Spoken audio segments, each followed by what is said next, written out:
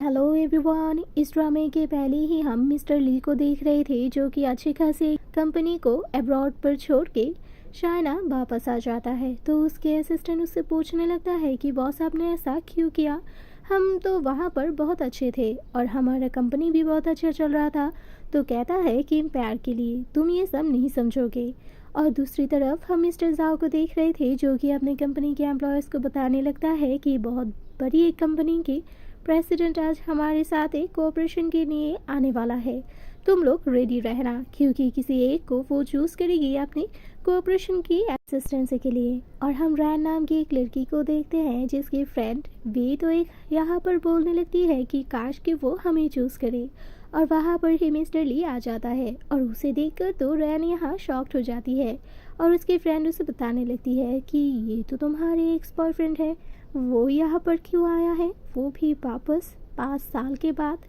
यहाँ पर हम फ्लैशबैक में देखते हैं जहाँ पर मिस्टर ली ही रैन से ब्रेकअप कर लेता है और बोलता है कि मुझे अब तुम्हारी ज़रूरत नहीं है, मैं यहाँ से जा रही हूँ अब्रॉड। तो वो कहने लगती है कि क्या ये सब मैं के लिए हो रहा है। तो वो कुछ भी जवाब नहीं देता और बोलता है कि तुम शायद मेरे बिना ही रह सकते हो। ये बोलकर भी वो चला जाता है।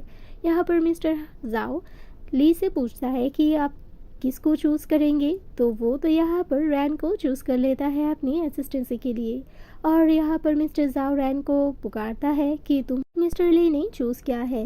लेकिन वो यहाँ पर उठकर ही बताने लगती है कि ऑलरेडी मेरे पास बहुत ज़्यादा काम है और मैं अब न्यू प्रोजेक्ट लेकर काम नहीं कर सकती, तो आप किसी और को पसंद कर ले। लेकिन यहाँ पर ली को तो रैन ही चाहिए था। तो वो यहाँ से जाने लगता है। तो मिस्टर जाओ से रोककर रैन के पास आता है और बोलता है कि क्या तुम चाहते हो कि इतनी बड़ी कंपनी हमारे साथ प्रोजेक्ट ना करे, प्लीज़ मुझे इतनी सी हेल्प कर दो, तुम्हारे सारे काम कोई और कर लेगा। तो वो यहाँ पर हाँ कह देती है। यहाँ पर हम नेक्स्ट डे रैन को देखते हैं। उसकी फ्रेंड तो उसे बताने लगती है कि मैं तो बहुत ज़्यादा नर्वस हूँ क्योंकि शायद मिस्टर ली तुम्हारे लिए ही वापस आया है, लेकिन अब तो तुम्हारा बॉयफ्रेंड भी है, अब उनके आने से भी कुछ नहीं होगा। मिस्टर ली वहाँ से ही जाने लगता है तो इन लोगों की बात सुन लेता है और सोचता है कि ये भी सही है, 5 साल क्या वो मेरे लिए अकेली ही वेट करेगी। वो जब अपने कैबिन पर काम कर रहे थे तभी रैन उसके पास एक प्रोजेक्ट के फाइल लेकर आती है और तभी मिस्टर ली उससे पूछता है कि क्या तुम्हारे बॉयफ्रेंड तुम्हारा बहुत ज़्यादा ख्याल रखता है। तो वो कहती है कि ये मेरी पर्सनल मैटर है, मैं इस बारे में आपके साथ बात नहीं कर सकती। ये बोलकर ही जाने लगती है। तो मिस्टर ली उसे रोक कर कहने लगता है कि क्या मैं तुम्हारे पर्सनल लाइफ के कोई भी हिस्से की पार्ट नहीं हूँ। तो वो ना कह देती है और तभी वहाँ पर मैंग आ जाती है दौड़ के और कहने लगती है कि देखो मैं तो तुम्हारे लिए अब्रॉड से आ गई। और रैन यहाँ पर फिर से अपसेट हो जाती है कि मैंने सोचा था कि वो मेरे लिए आया है, लेकिन ये सब तो एक स्टोरी ही है। और मैंग यहाँ पर दौड़ के उसके पास आती है क्योंकि वो लोग एक ही कॉलेज में पढ़ती थी और वो कहने लगती है कि इतने सालों बाद मैं अब्रॉड से आई हूँ, क्या तुम हमारे साथ एक डिनर कर सकते हो, वहाँ पर हम लोगों के सब फ्रेंड्स भी आने वाले हैं। वो पहले मना कर देती है लेकिन बाद में उसकी बहुत ज़्यादा रिक्वेस्ट करने के बाद वो आ जाती है। यहाँ पर आने के बाद ही दूसरे जो फ्रेंड्स थे वो लोग यहाँ पर खुद से ही रैन को बहुत ज़्यादा क्वेश्चन करने लगते हैं कि इतने सालों में उसने क्या किया है, वो क्या कर रही है, क्योंकि कॉलेज लाइफ में भी तो वो बहुत ज़्यादा हार्ड वर्किंग थी। तो वो यहाँ कहने लगती हैं कि हाँ मैं अब भी काम करती हूँ और पैसे कमाती हूँ, मेरे ग्रैंड माँ की ख्याल रखती हूँ। ये सुनकर मैंग बताती हैं कि हाँ तुम तो जब स्टडी करते थे तब भी पार्ट टाइम जॉब करती थी। ये सब सुन के उसे बहुत ज़्यादा ही एम्बेरस फील होने लगती है। तो वो कहती हैं कि मैं ड्रिंक करके खुद को पनिश कर रही हूँ और मैं इस डिनर को क्विट करना चाहती हूँ क्योंकि मुझे थोड़ा काम है। ली समझ जाता है कि उसे ये सब पसंद नहीं आ रहा है। वो यहाँ पर ड्रिंक कर लेती है जो कि वो नहीं कर सकती। उसके पेट में दर्द होने लगती है। वो बाहर आ जाती है तो ली भी उसके साथ आ जाता है और उसे गोद में उठाकर कहने लगता है कि जो तुम नहीं खा सकते वो क्यों खा रहे हो। ये बोलकर ही वो अपने साथ उसे लेकर आता है और खुद से ही उसे गोद में उठाकर अपने अपार्टमेंट पर ले आता है। और वो जब उसे रख कर जाने ही वाला था तभी रैन उसे रोक कर कहने लगती है कि क्यों तुम वापस आए, क्यों मुझे फिर से परेशान करने के लिए आ गए हो। तो वो कहता है कि तुम नहीं समझोगे कि मैं तुमसे कितना प्यार करती हूँ। तो वो कहने लगती है कि क्या सच में।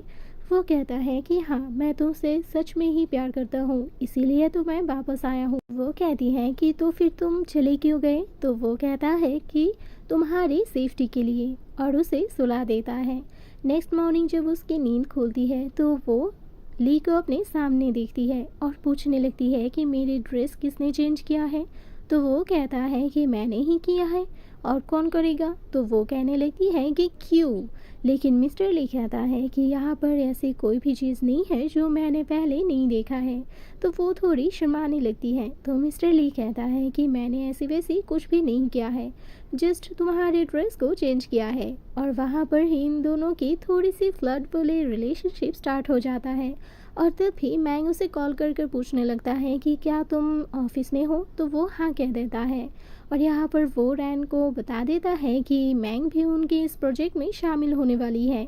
ये सुनकर वो फिर से अपसेट हो जाती है कि क्या वो सच में मैंग को ही पसंद करता है, इसीलिए ही शायद वो उसको हमेशा अपने सामने रखने के लिए ही इस प्रोजेक्ट में भी शामिल कर दिया है। तो वो कहता है कि ऐसी कोई बात नहीं है, वो काम में थोड़ा हार्ड वर्किंग है। तो वो कहती है कि हाँ ज़रूर, ये कहकर वो वहाँ से चली जाती है। और तभी असिस्टेंट दौड़ कर आता है और बोलता है कि बॉस अपने मैम को सच क्यों नहीं बताया कि इनकी सेफ्टी के लिए ही आपने मैंग को इस प्रोजेक्ट में रखा है, ताकि इनको मैंग हर्ट ना कर सके, क्योंकि 5 साल पहले इनकी वजह से ही आपको अब्रॉड जाना पड़ा, क्योंकि उसने धमकी दी थी। तो वो कहता है कि अगर मैं उसे बताऊं तो वो विश्वास नहीं करेगी। यहाँ पर हम रैन को देखते हैं जो कि अपने ऑफिस पर जाने के बाद फैंग दौड़कर उसके पास आता है। उसके साथ ग्रैंड मॉम ने उसकी एंगेजमेंट फिक्स की थी।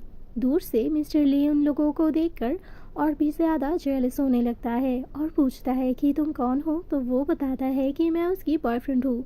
और ये सुनकर उसका ही टूट जाता है। वो असिस्टेंट को कहता है कि इसके बारे में सब कुछ मुझे अब भी जानना है। तो असिस्टेंट ओके बोल देता है। बाहर आके वो यहाँ पर उसे कहती है कि तुम ओवर थिंकिंग कर रहे हो, हमारे एंगेजमेंट बहुत पहले ही टूट चुकी है। तो वो कहता है लेकिन मैं तो तुमसे अभी भी प्यार करता हूँ। तो वो कहती है कि तब तुम्हारा प्यार कहाँ था जब तुम्हारे पेरेंट्स मुझे और मेरे ग्रैंड मॉम को इंसल्ट कर रहे थे? तुम प्लीज़ वापस मत आओ। यहाँ पर हम ली को देखते हैं जिसके पास असिस्टेंट फैंग के बायोडाटा लेकर आ जाता है। कहता है कि इन लोगों का तो एंगेजमेंट भी होने वाला था लेकिन टूट गया क्योंकि फैंग के मॉम डैड ने रैन और ग्रैंड मॉम को बहुत ज़्यादा इंसल्ट किया है। तो वो कहने लगता है कि मैं नहीं चाहता ये लड़का वापस उसकी ज़िंदगी में आओ, फिर तुम उसे दूर भेज दो। और वो अब रैन को हासिल करना चाहता था। यहाँ पर हम रैन को देखते हैं जो कि एक गिफ्ट लेकर कहीं जा रही थी।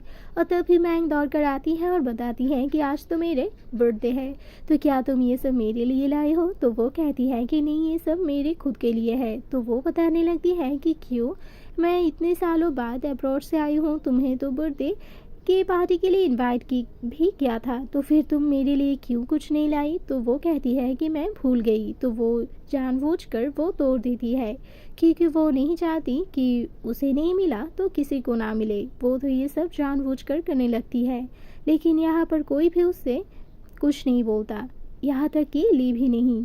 तो मैंग यहाँ पर ओवर एक्टिंग करने लगती है और कहती है कि मैंने जानबूझकर नहीं किया, लेकिन रैन तो रोने लगती है। ये सब लेकर वहाँ से चली जाती है। ली शॉक्ड हो जाता है कि वो ये सब क्यों कर रही है और ऐसे रिएक्ट क्यों किया। तो वो वहाँ से शॉप पे जाकर पूछता है कि ये क्या ज़्यादा ही स्पेशल है? तो वो शॉप ऑनर उसे बताती है कि हाँ, एक कस्टमर है जो 5 सालों से यही मेक कर रहा है, वो भी कस्टमाइज, क्योंकि उसके डेथ चाइल्ड के लिए। ये सुनकर तो वो शॉक्ड हो जाता है और पूछने लगता है कि क्या डेथ चाइल्ड?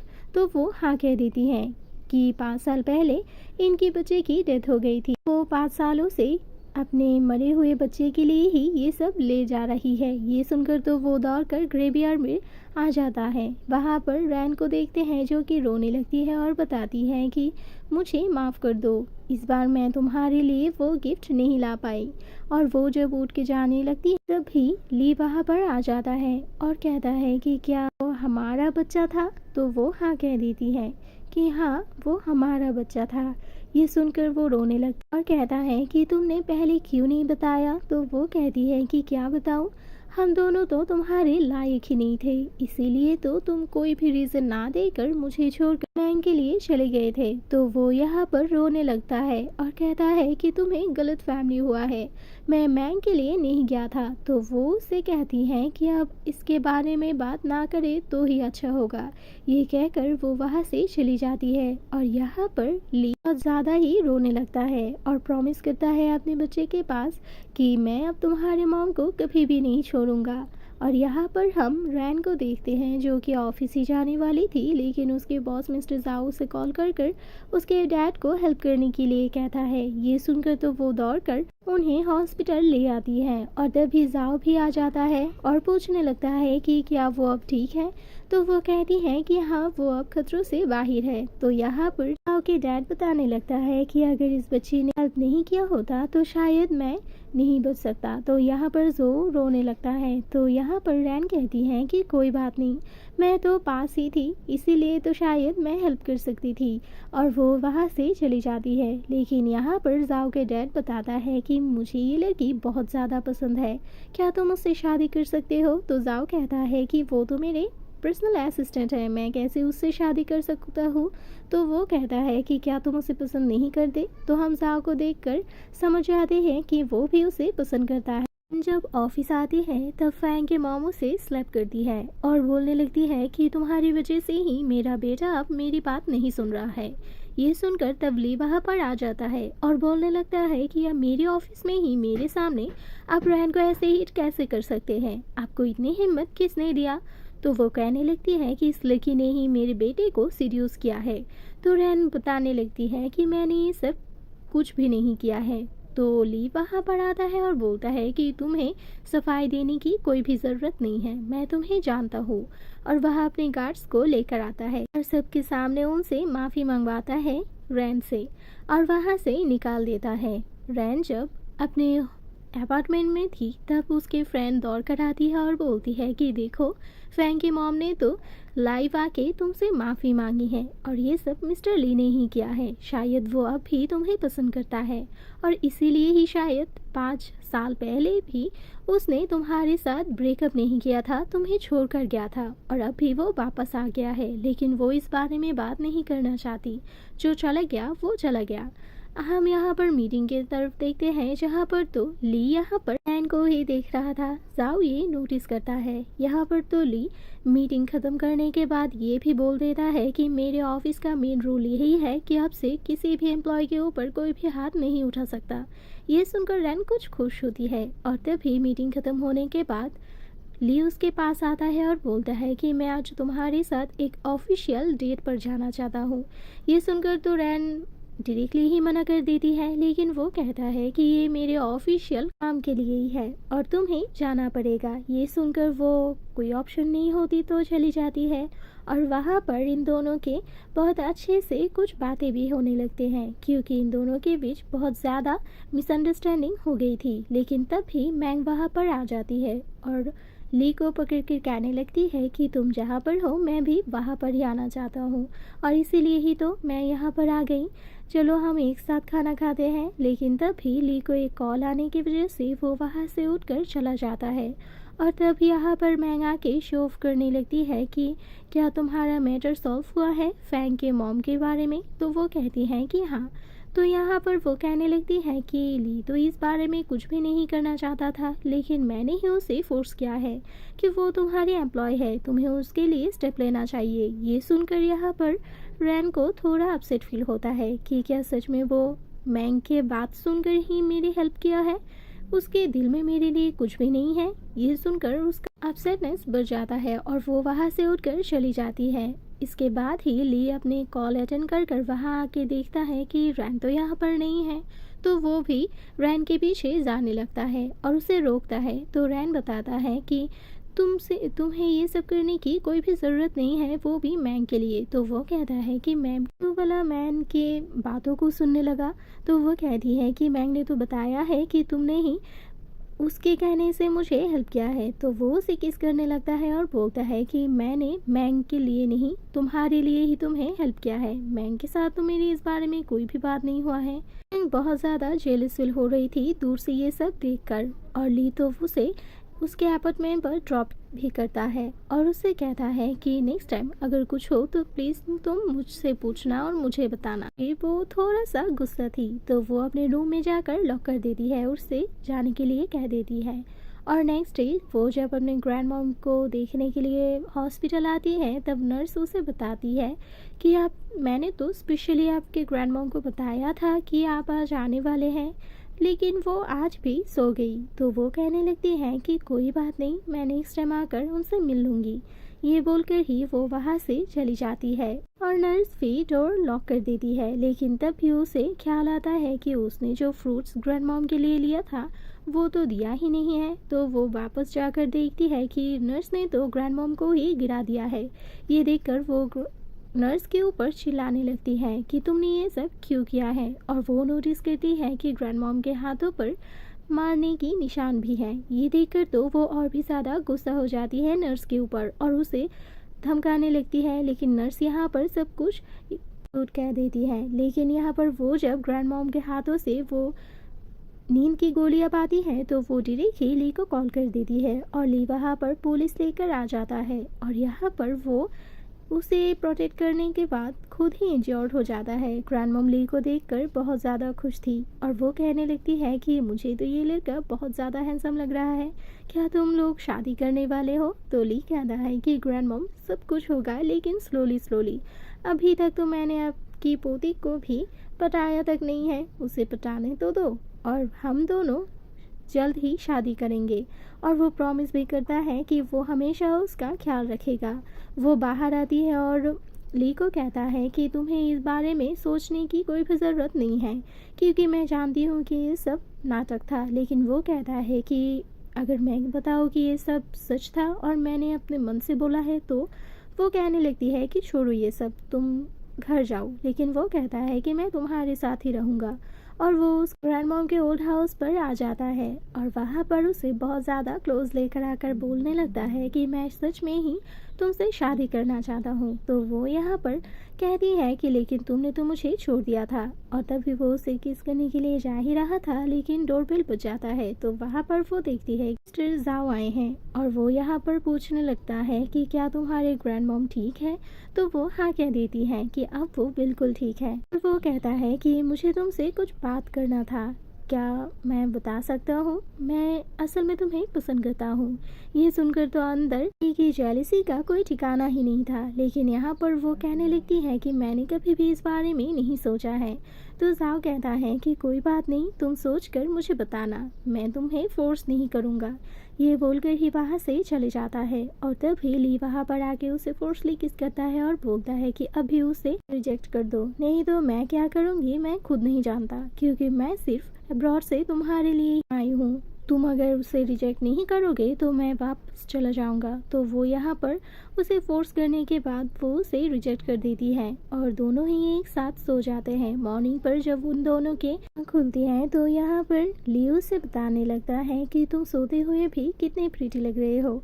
तो वो कहती है कि फ्लर्ट करना बंद करो। और वो जब ऑफिस चली जाती है तब देखती है कि असिस्टेंट की तबीयत कुछ ठीक नहीं है। तो वो उसे बताता है कि मुझे सर को लेने जाना है। तो वो कहती है कि कोई बात नहीं, तुम पहले डॉक्टर को दिखाओ और कार की चाबी मुझे दे दो, मैं को ड्रॉप कर लूँगी। ये सुनकर असिस्टेंट खुश हो जाता है। यहाँ पर मैंग जब ये सब देखती है तो उसे बहुत ज़्यादा ही जेलस फील होने लगती है कि शायद ली और रैन के बीच सब कुछ ठीक होने वाला है। लेकिन वो ये सब नहीं होने देगी क्योंकि 5 साल पहले तो उसने ही प्लान करके इन दोनों को अलग किया था। और हम यहाँ पर इनको देखते हैं जो कि थोड़ी देर बाद ही हॉस्पिटल चली जाती है, जहाँ पर ग्रैंड मॉम की तबीयत बहुत ज़्यादा बिगड़ गई थी। वो डॉक्टर को पूछती है कि अब वो कैसी है। तो वो कहता है कि हाँ वो अब खतरों से बाहर है। और वो अंदर जाने के बाद नर्स उसे बताने लगती हैं कि क्या मैं आपसे थोड़ी देर बात कर सकती हूँ। एक लेडी आई थी, मैंने तो सोचा था कि शायद वो ग्रैंड मॉम को देखने के लिए आई थी, लेकिन वो तो एक थोड़ी देर बाद ही ग्रैंड मॉम से झगड़ने लगी। और ये सुनकर तो समझ आती है कि ये सब शायद मैंग की ही काम है। वो उसे फ़ोटो दिखाने के बाद नर्स बताती है कि हाँ वो यही लड़की थी। तो वो डायरेक्ट ही चली जाती है मैंग से मिलने के लिए और बताती है कि तुमने मेरे ग्रैंडमॉम से क्या कहा। तो वो कहने लगती है कि उन्हें थोड़ी सी मिसअंडरस्टैंडिंग थी तो मैंने क्लियर कर दी। तो वो पूछने लगती है कि कैसी मिसअंडरस्टैंडिंग। तो वो कहती है कि ली के साथ तो मेरी शादी होने वाली है, लेकिन तुमने तो तुम्हारे ग्रैंडमॉम से कुछ और ही स्टोरी बताई हुई है। तो मैंने उनकी मिसअंडरस्टैंडिंग क्लियर कर दी। तो वो यहाँ पर झगड़ने लगती है और बोलती है कि अगर ली सच में मुझसे शादी कर ले तो तुम क्या करोगे। तो वो कहने लगती है कि ऐसा कभी नहीं होगी। तो वो कहती है कि अच्छा ठीक है तो देखते हैं। वो यहाँ पर जानबूझकर ली को भी ले आई थी और उसे किस करने के बाद वो कहती है कि क्या तुम मुझसे शादी करोगे। तो वो हाँ कह देता है और ये सब कुछ मैंग दूर से देख रही थी। तो वो कहती है कि 2 शर्तों से, क्या तुम्हारे मॉम डैड अगर हमारे रिलेशन को ना माने तो तुम मुझे एक्सेप्ट करोगे। तो वो प्रॉमिस करता है कि जो कुछ भी हो जाए वो अब उसे छोड़ने वाला नहीं है। ये देखकर तो यहाँ पर मैंग और भी ज़्यादा जेलस हो जाती है और ली यहाँ पर रैन को लेकर अपने अपार्टमेंट पर आ जाता है, लेकिन वो अपने बेटी के बारे में सोचकर वहाँ से चले जाने लगती है। लेकिन तब ली उसे रोकता है और उसे हक कर बताता है कि मेरे मॉम ने ही ये सब किया था। उन्होंने मुझे बताया था कि अगर मैं अब्रॉड नहीं गया तो तुम्हारी ग्रैंड मॉम को वो मार डालेगी और ये सब मैंग ने ही किया था। मैंने हमेशा तुमसे ही प्यार किया है। और इन दोनों की मिसअंडरस्टैंडिंग क्लियर हो जाता है और दोनों कुछ टाइम स्पेंड कर लेता है। ऑफिस जाने के बाद मैंग दौड़ कर उसके पास आती है और बोलने लगती है कि तुमने हमारे कंपनी के साथ सारे कोऑपरेशन क्यों कैंसिल कर दिया है। तो वो कहने लगता है क्योंकि मैं अब तुम्हें झेलने वाली नहीं हूँ, मैं अब किसी के बारे में भी सोचना नहीं चाहता। तो वो कहने लगती है कि मैं तुमसे प्यार करती हूँ, लेकिन वो बताता है कि लेकिन मैंने तो सिर्फ रैन से ही प्यार किया है और उसे ही करूँगा। और ये सुनकर वो फिर से उसे रिक्वेस्ट करने लगता है कि ये न्यूज़ वो डिलीट कर दे, लेकिन वो यहाँ पर राज़ी नहीं होता। और तभी उसके मॉम भी वहाँ पर आ जाती है और बोलने लगती है कि तुमने ऐसा क्यों किया, तुमने उन लोगों के साथ कोऑपरेशन क्यों डिलीट कर दिया है, क्यों सब कुछ कैंसिल कर दिया है। तो वो बताने लगता है कि मैंने 5 साल पहले बहुत बड़ी गलती की है, लेकिन मैं अब इस गलती दोहराना नहीं चाहता। तो वो कहने लगती है कि ये मेरी कंपनी है और तुम यहाँ पर प्रेसिडेंट हो। तो वो कहता है कि अगर मुझे ये कंपनी छोड़ना भी पड़े तो मैं छोड़ दूंगा, लेकिन मैं अब रैन को नहीं छोड़ने वाला। तो वो उसके मॉम बताती है कि ठीक है तो फिर चले जाओ। तो वो भी गुस्सा होकर वहाँ से चला जाता है और सब कुछ छोड़कर इन दोनों ने अपने लाइफ को सेटल कर लिया था और कहीं और जाके अपने घर बसा लिया था। यहाँ पर तो वो बहुत ज़्यादा स्वीटली उसे प्रपोज करता है फिर से और वो मान भी जाती है। और इस क्यूट एंडिंग के साथ ही इस ड्रामे का एंड हो जाता है। Subscribe for next cute drama.